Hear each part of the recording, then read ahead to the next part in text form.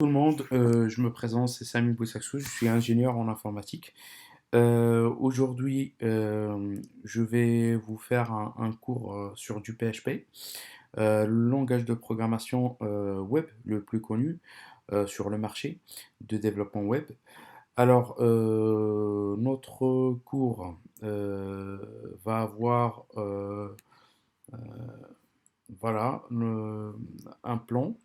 Ce plan-là, on va aborder dans un premier temps, là, les classes, les objets, les méthodes et les propriétés.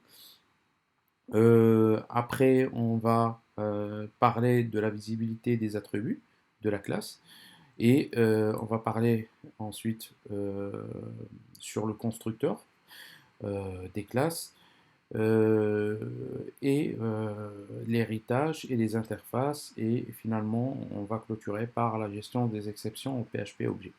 Donc, j'imagine que pour quelqu'un qui n'a jamais codé en PHP, pour lui, c'est ou bien n'importe quel langage autre de programmation orientée objet, pour lui, ces jargons, ils sont nouveaux. Mais ne vous inquiétez pas, on va aller doucement euh, cas par cas, on va voir les différentes en profondeur en fait comment on peut créer, manipuler les classes, les objets, les méthodes, créer vraiment des applications web. Mais on va aller doucement, donc on va commencer par les classes.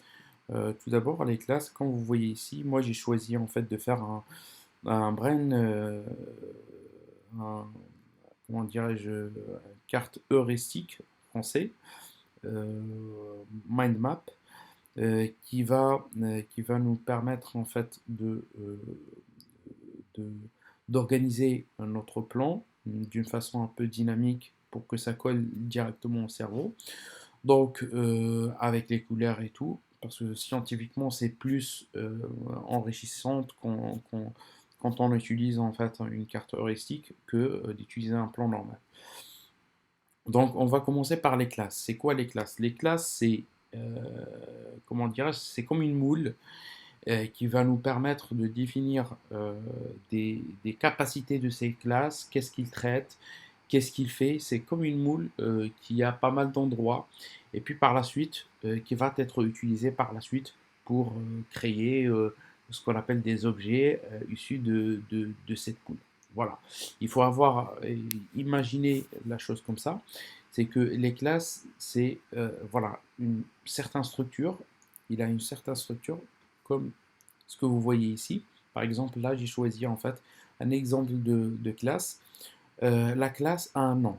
Donc voilà, on choisit un nom qui est pour respecter les bonnes pratiques de développement, qui devrait être en camel case et commencer par un majuscule.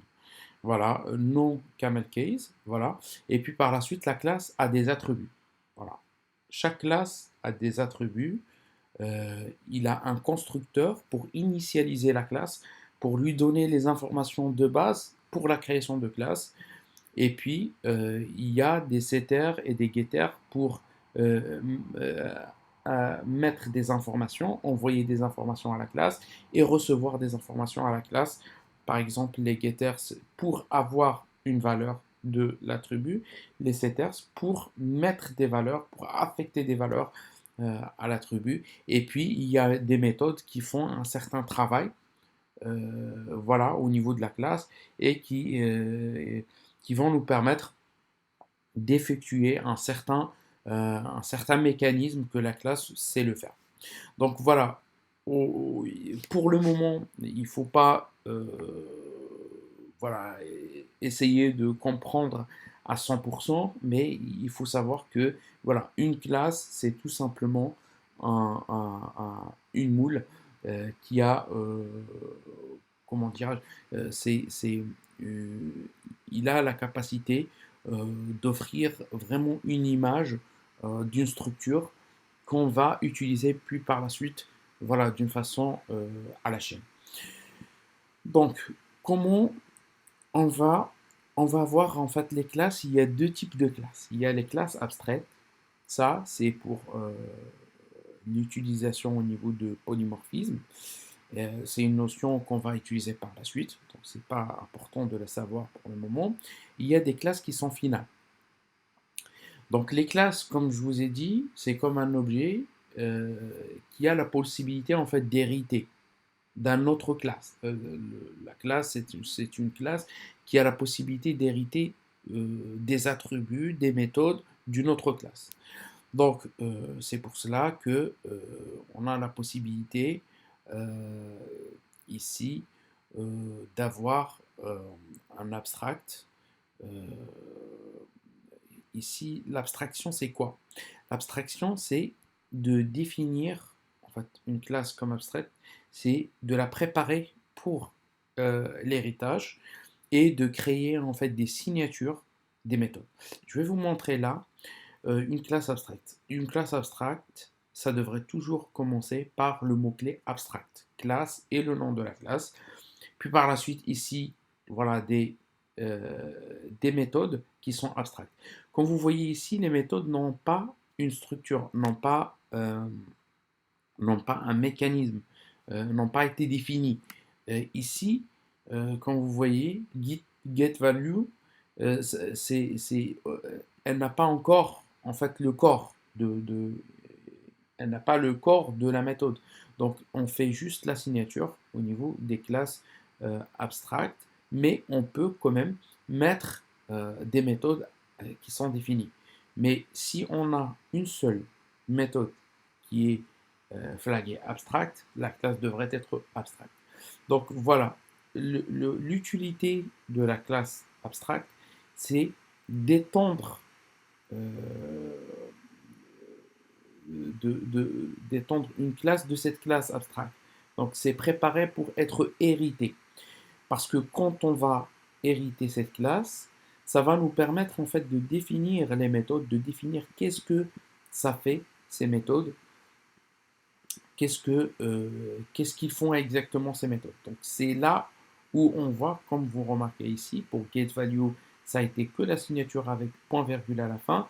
Et là maintenant, on commence à voir un corps qui va retourner en fait la chaîne de caractères concrète classe 1. Et de la même façon, ici, ça va nous retourner en fait l'objet préfixe concaténé avec concrète classe 1. Et puis, de la même façon, on a concrète classe 2 qui va hériter de cette classe abstract class et on va avoir euh, des, la définition de ces méthodes. Pour ne pas aller trop loin, il faut imaginer que une classe abstract, c'est une classe qui est préparée pour être héritée. Voilà. Et par la suite, ça va nous servir dans la notion de polymorphisme. Mais pas pour le moment. Ce qu'il faut savoir, c'est ça. Voilà, on va passer là maintenant à la partie finale. Final class, c'est une classe. euh, on peut avoir une classe qui s'appelle final, euh, que cette classe ne peut pas être héritée. C'est totalement en fait le contraire de abstract. Ça veut dire que quand on fait final class, c'est une classe que vous ne pouvez pas en fait l'hériter. Voilà, tout simplement.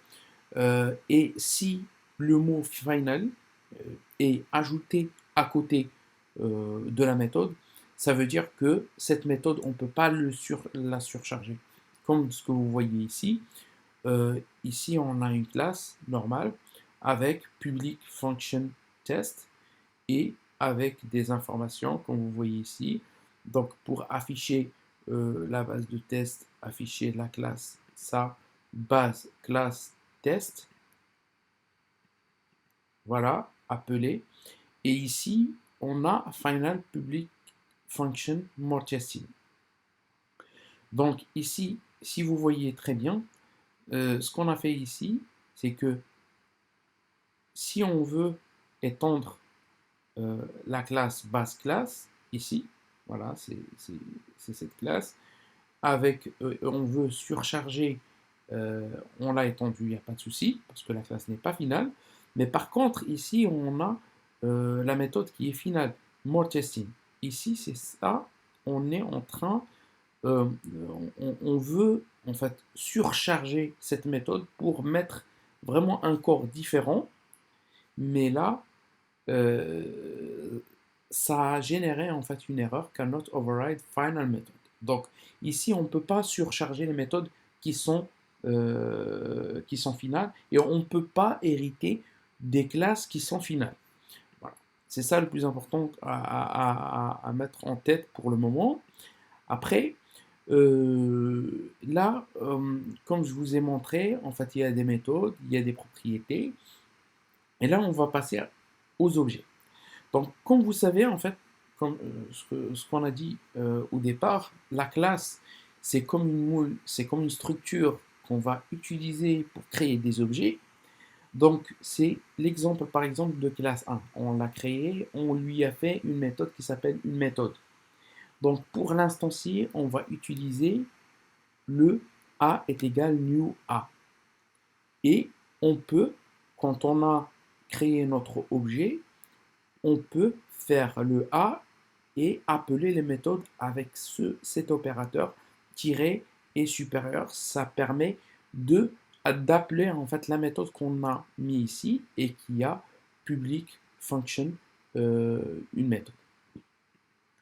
Il faut savoir aussi, pour ne pas oublier, il y a une certaine visibilité des attributs. Ça va venir par la suite. Ne vous inquiétez pas. Pourquoi vous voyez en fait des publics alors que voilà, vous ne connaissez pas en fait le terme. Ça, c'est par rapport à la visibilité des attributs qui va venir par la suite. Mais ce qu'il faut comprendre ici, c'est que là, de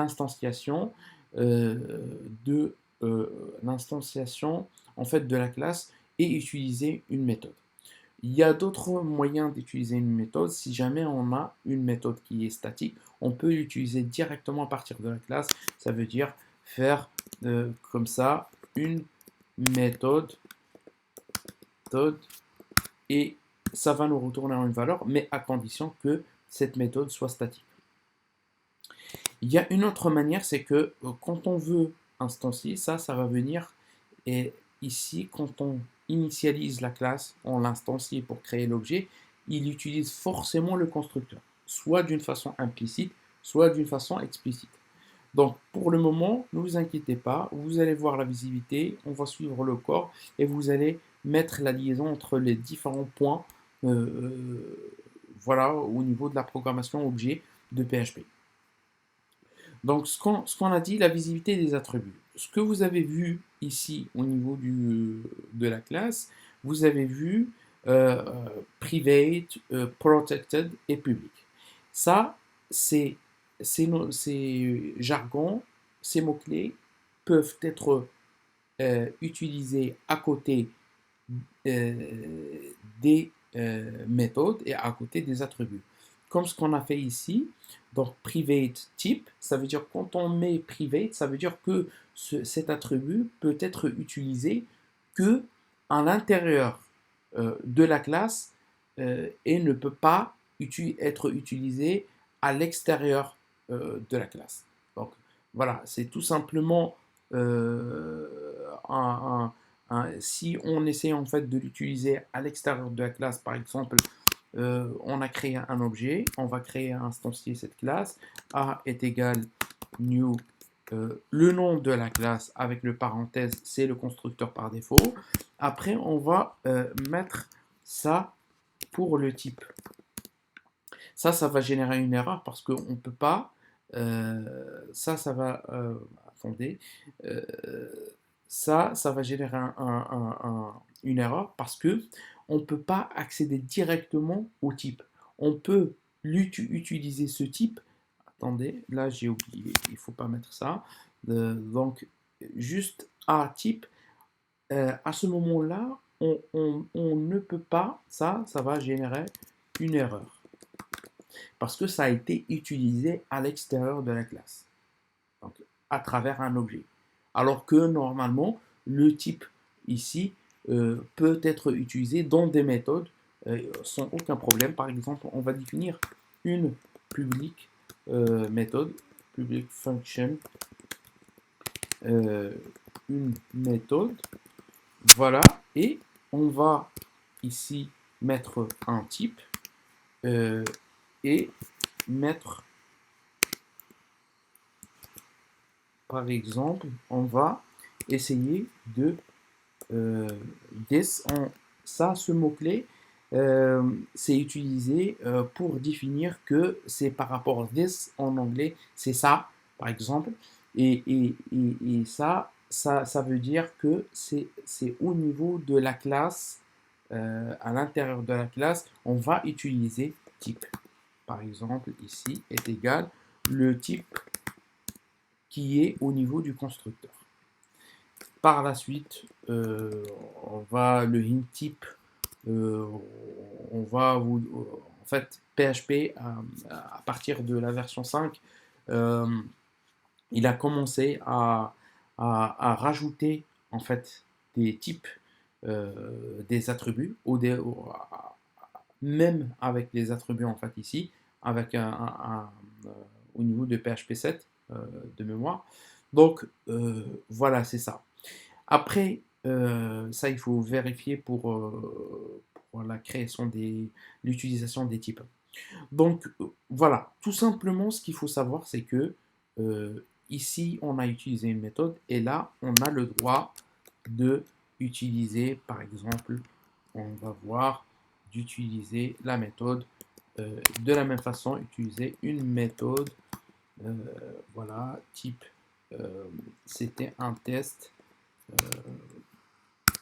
Voilà, tout simplement, quand on va faire euh, cette opération, ça va nous permettre en fait d'injecter cette valeur dans le type qui est privé.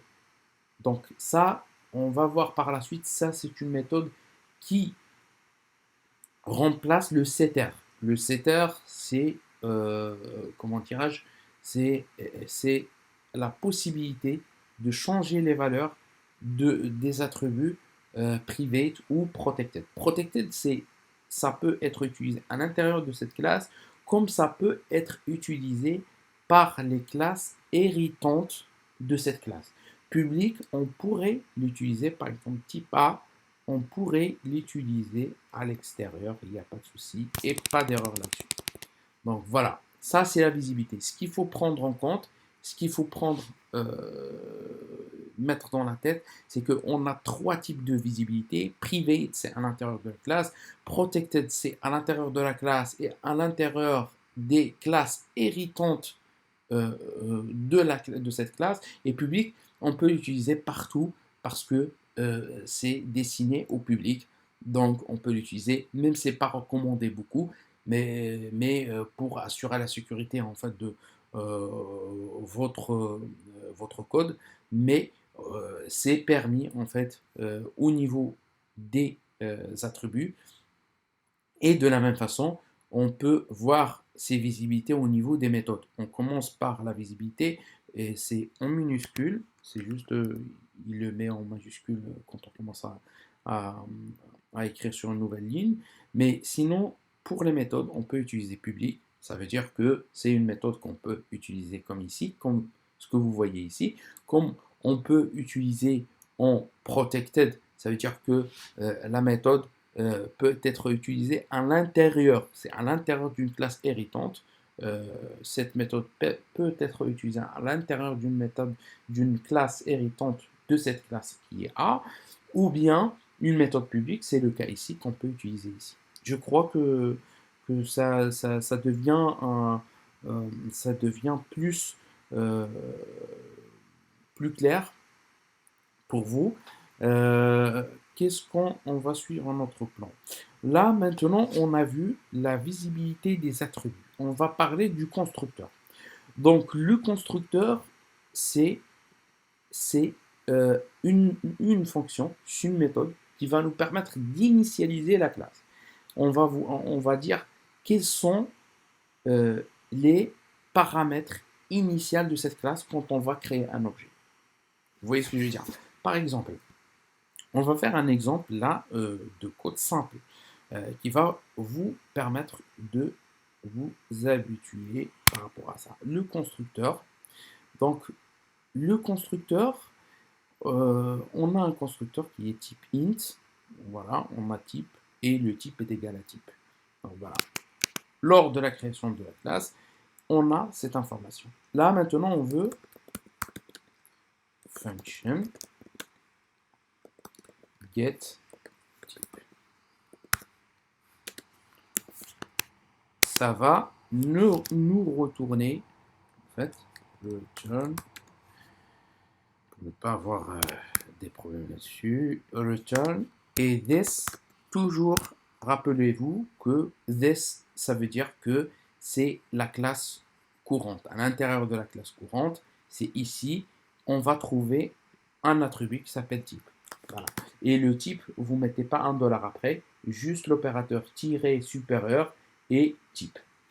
Donc, voilà, ici, on a fait return de this type. Ok, là, ça devient simple. Ça devient clair.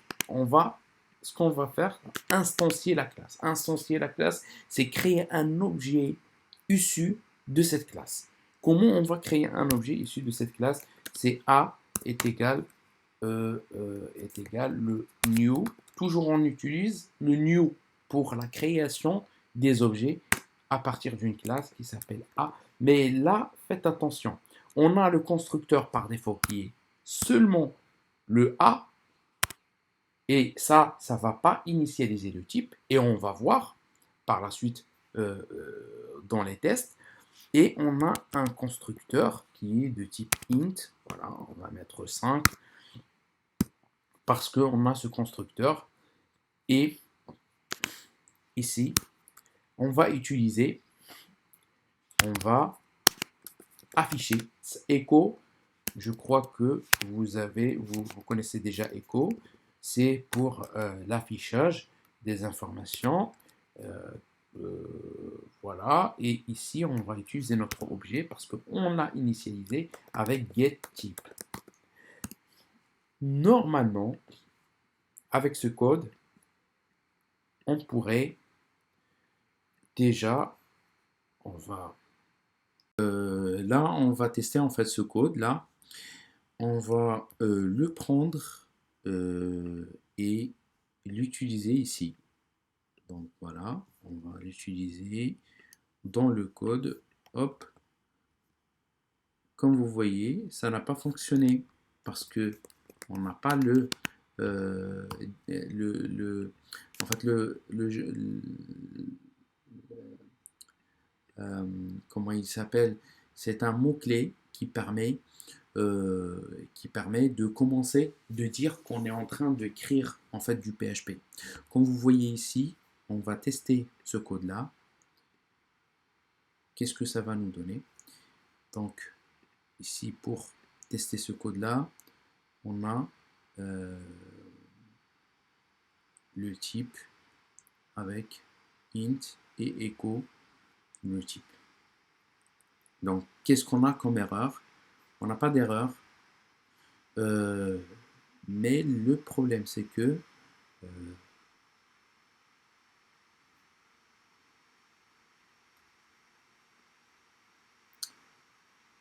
class private,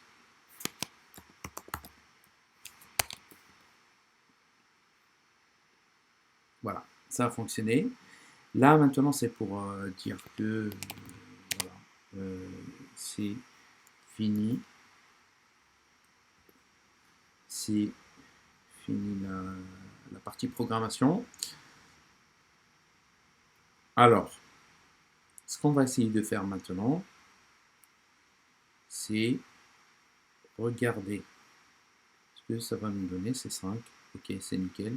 Alors, on a spécifié comme quoi on a terminé le code PHP. Donc, on va l'enlever. Pour tester et normalement ça fonctionne.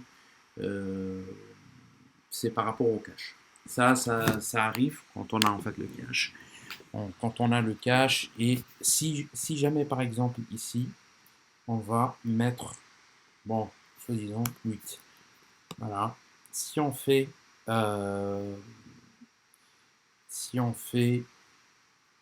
là, l'affichage, ça va nous retourner en fait 8. Donc, on va retourner à la partie, on va retourner à la partie code de constructeur. Le constructeur, il y a toujours un constructeur par défaut, voilà, qui remplace ce constructeur. Je vais vous montrer. Là, maintenant, on va faire un truc simple. C'est le constructeur par défaut, c'est ça. Soit on le définit, ou bien on ne le définit pas. C'est celui qui va initialiser la création de l'objet. Quand on fait a new, on va l'initialiser comme ça. Donc les valeurs n'existent pas. Donc pour cela, on a les getters et les setters. Là, on va essayer de mettre un getter qui va remplacer le constructeur par défaut qu'on avait avec une valeur. On va dire public function et set type. Donc set type, il nous faut un type. Voilà, c'est la valeur. On va dire que c'est un int. C'est ce qu'on a fait déjà avec le constructeur. Et qu'est-ce qu'il va faire cette méthode qui s'appelle, c'est ce qu'on appelle les setters. Les setters. Voilà, qu'est-ce qu'elle va faire? C'est que ça va this, ça veut dire nous, au niveau de la classe. Qu'est-ce qu'on va faire au niveau de la classe? On va prendre le type est égal le type qu'on a fourni au niveau des paramètres. Ça veut dire que le type de cette classe va avoir comme une valeur type qu'on va fournir au niveau de cette type. Donc avant de mettre getType, on va mettre un autre truc qui est setType à setType. Il nous a donné ça directement. On va mettre une valeur qui est par exemple 7 par exemple. Donc ici on a mis cette valeur. Normalement ça devrait fonctionner sans aucun problème. Il va remplacer le constructeur. Après on va enlever carrément ça pour que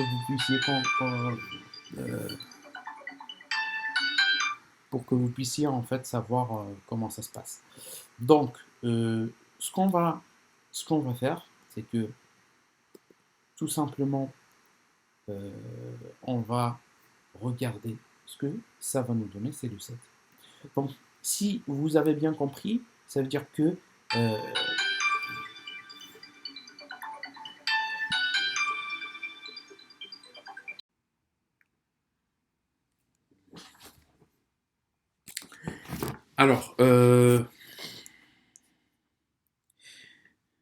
alors on va continuer voilà, sur notre constructeur pour comprendre en fait le constructeur qui nous permet en fait d'initialiser. Comme vous voyez ici on pourrait le supprimer carrément, ça va fonctionner, ça va nous donner comme réponse c'est la valeur 7. Voilà. Ou bien on va changer en fait comme ça, on va mettre 8. Alors, et du coup, avec ça, on va avoir 8. Donc, je pense que vous avez compris en fait le constructeur, c'est celui qui va initialiser les valeurs de l'objet créé. Et comme ça, on aura un objet qui a des attributs qui ont des valeurs et non pas des attributs qui ont des valeurs de nul. Parce que quand on pas initialiser une valeur, ça va prendre nul et puis par la suite, si ça a été initialisé, il va avoir une valeur non nulle. Alors, là maintenant on a terminé du constructeur, on va voir là où on est, c'est l'héritage et les interfaces. Donc la partie héritage est des interfaces et on va rajouter même les traits. Donc l'héritage, c'est qu'une classe pourrait hériter d'une autre classe. C'est ça le principe. C'est que une classe qui a certains attributs, qui a certains mécanismes, qui a certains qui a certains mécanismes, qui a certaines fonctionnalités et des possibilités de gestion et de traitement, on pourrait l'hériter pour construire une classe qui qui va hériter de ces attributs et de ces méthodes. Il va hériter, la classe héritante va avoir les attributs, les méthodes et tout ce qu'elle a, les constantes et tout de la classe mère. On va vous montrer en fait un exemple de classe. Comme vous voyez ici, en fait, on a classe, comme vous voyez, classe publique, print. Ça, c'est la classe mère. Ça, c'est la classe fille qui va avoir une classe avec une méthode qui va surcharger, en fait, print item. Ça veut dire que quand on a une méthode qui est dans la classe fille, ça va remplacer automatiquement la méthode dans la classe mère. Surtout si on a les mêmes signatures, ça veut dire on a un string ici, un string ici. Et ce qu'on va faire ici, c'est qu'on va instancier la classe mère, on va instancier la classe fille, on va appeler avec la classe mère, on va appeler là cette méthode, ça va nous afficher foo_bar, c'est normal, foo avec la string qu'on a mis ici et base. Donc voilà, c'est tout simplement, c'est correct. Ici, on va mettre foo print PHP. Donc foo print PHP, PHP est super, ça va mettre PHP est super. Donc voilà, ça va afficher en fait la valeur parce que ici, elle a la méthode. Ce qu'on va faire aussi, c'est qu'on va prendre la classe fille et on va utiliser print item. Donc, elle va prendre celle-là. C'est la méthode surchargée, bar, base, ce qu'on a mis comme information. Et pour le print PHP, il va prendre le print PHP de la classe mère, puisque cette méthode-là n'a pas été surchargée dans la classe fille. C'est pour cela que, voilà, c'est pour cela que elle a pris la méthode de la classe mère. Donc, je pense que vous avez une idée de l'héritage, c'est ça. Ça veut dire on va hériter toutes les méthodes, tous les attributs, toutes les constantes, on va pouvoir y accéder. Voilà. On va maintenant passer à la partie interface et traits. On va aussi parler de voilà, les traits et les interfaces. Les interfaces, ça permet en fait d'avoir une forme bien précise que chaque classe qui implémente cette interface devrait respecter cette forme et implémenter en fait toutes les méthodes qui sont définies dans l'interface. Comme vous voyez ici, on a une interface. Toujours quand on veut créer une interface, on met le mot-clé interface et le nom de l'interface, de préférence qui commence par i pour dire que c'est une interface. Et puis par la suite, on va définir public function cette variable. Ça, c'est une méthode. Mais par contre, là, par rapport à ce que vous avez vu avant, c'est que c'est une méthode qui n'a pas de corps, qui n'a pas de traitement, qui n'a rien. C'est juste une signature. Ça veut dire que ces méthodes, il faut les implémenter. Et il faut les redéfinir dans les classes qui implémentent cette interface. C'est le cas ici que template qui va implémenter eTemplate. Dans ce cas, on est obligé d'implémenter cette variable et getHTML. Vous voyez ici, ils prennent corps, ils prennent des informations, ils ont un traitement, une affectation ici et une autre affectation ici avec strReplace pour gérer une chaîne de caractères. Ça fonctionne. Hein. Ceci va fonctionner. Ça veut dire qu'on a implémenté les deux. Ceci, ça ne va pas fonctionner parce qu'on a implémenté juste une seule. Normalement, l'erreur, fatal error, va nous dire method and must therefore be declared abstract. Voilà, qui est template getHTML. Bon, ici, on n'a pas défini en fait la méthode getHTML. Du coup, ça a généré une erreur. Donc, on va passer au trait. Le trait, c'est une notion qui a été qui est nouveau sur du PHP 5.3 et qui nous permet d'avoir une certaine flexibilité qui va répondre à la problématique de l'héritage multiple. Sur du PHP, ce qu'il faut savoir, c'est que on n'a pas l'héritage multiple. On n'a que l'héritage simple, ça veut dire une classe peut hériter d'une autre classe. Donc, et on peut implémenter une interface euh, sans aucun problème. On peut hériter une seule classe, implémenter aussi. Mais le problème, c'est qu'on ne peut pas faire extends. Ça, j'ai oublié de le mentionner en fait sur la partie héritage. On a le mot extends. Ça, c'est le mot-clé qui permet de dire que c'est une classe, il hérite d'une autre classe. Donc, au niveau des traits, on va utiliser un autre mot-clé qui s'appelle use.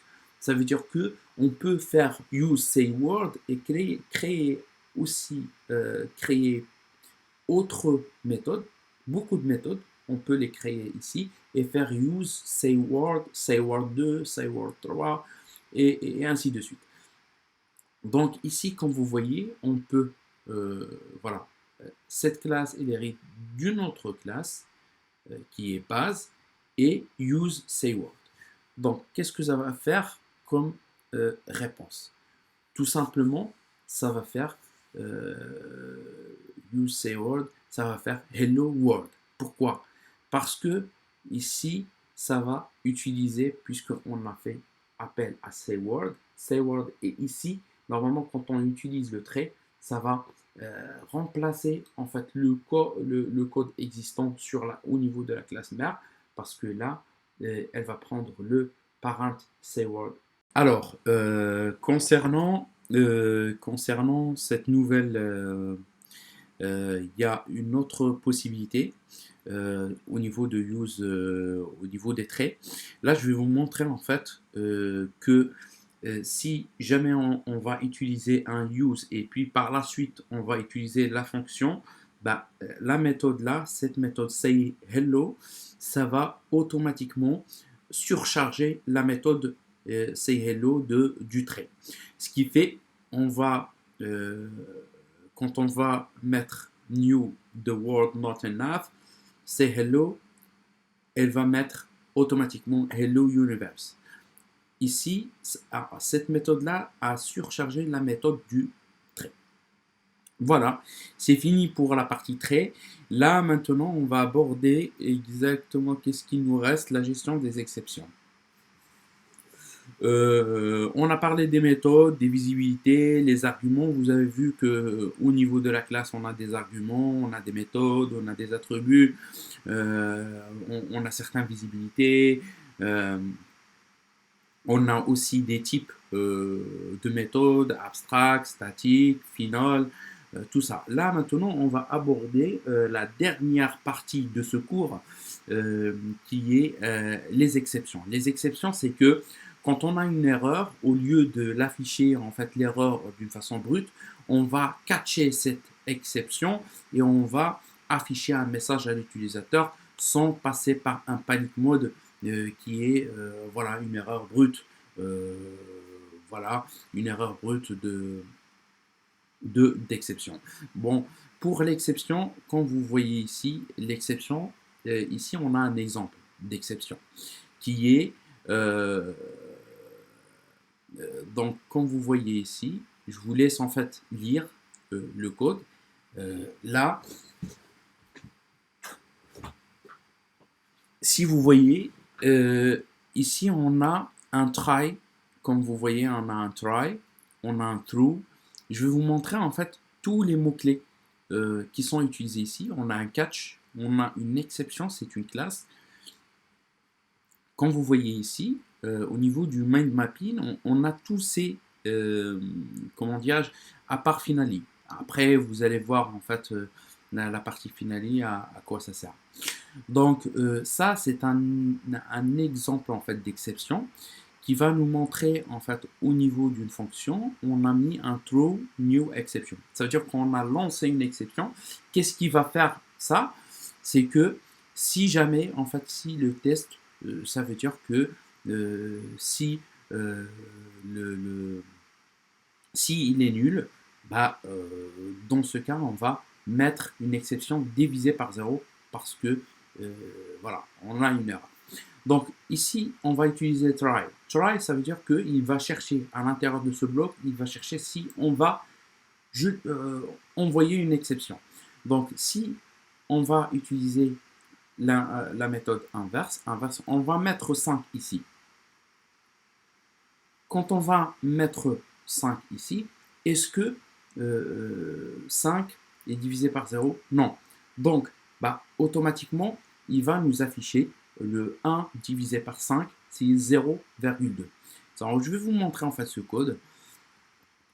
Et on va voir quand il va mettre inverse, écho, inverse, 0, c'est là où il va trouver que c'est division par 0 et il va mettre division par 0, exception. Donc ça va être attrapé, catch, parce que là, on a trouvé l'exception. Là, l'exception a été jetée. Le catch, il cherche, est-ce que l'exception de type exception, voilà cette classe. Donc, si c'est le cas, il va mettre exception reçue et le message, c'est division par 0, exception reçue, division par 0, bonjour le monde. Donc, on va prendre carrément ce code, on va le mettre ici et on va l'exécuter. Voilà. Il a mis 0.2 qui est 1 sur 5, exception reçue, division par 0, bonjour le monde. Voilà, comme prévu, c'était ça. C'est un exemple simple d'exception. L'exception, il faut l'imaginer que c'est comme une erreur qui est lancée, mais le programme, il essaie en fait de l'attraper et d'afficher un message soi-disant constructif à l'utilisateur et en spécifiant en fait la cause de l'exception, c'est quoi le problème exactement et d'où ça vient. C'est très pratique au niveau de la programmation orientée objet. Donc voilà, vous avez vu toutes les mots-clés. Le mot-clé throw, ça permet d'envoyer une exception. C'est-à-dire que s'il y a ça, il y a throw new exception. Ça veut dire qu'on a lancé l'exception. Le try, il permet en fait, dans ce bloc, il est en train de voir si jamais il y a une exception lancée. Si l'exception lancée, automatiquement, il va envoyer l'exception au niveau de catch. Ce bloc-là, il va être exécuté quand on a un throw exception à l'intérieur de try. Donc voilà, je vais vous montrer un autre exemple plus concret.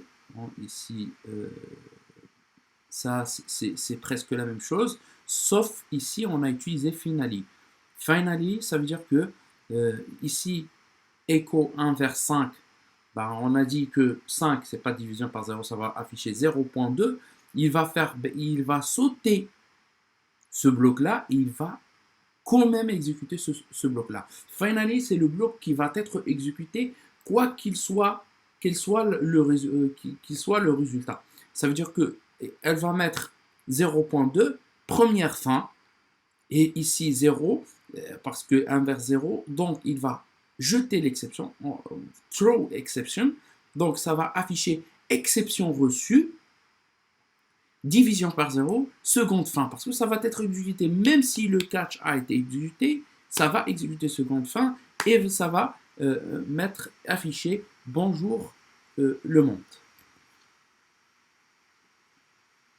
Donc ici, ce qu'on va essayer de faire, c'est de jouer ce code-là, de l'enregistrer et de lancer.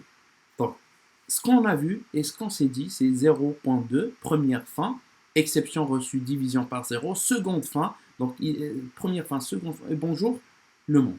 Donc voilà, tout ça, ça va permettre de gérer les exceptions quand on a une erreur au niveau de PHP, surtout quand on travaille sur l'orienté objet, puisqu'on a une classe qui s'appelle exception.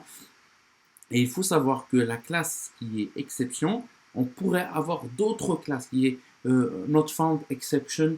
Il y a des classes qui héritent de exception.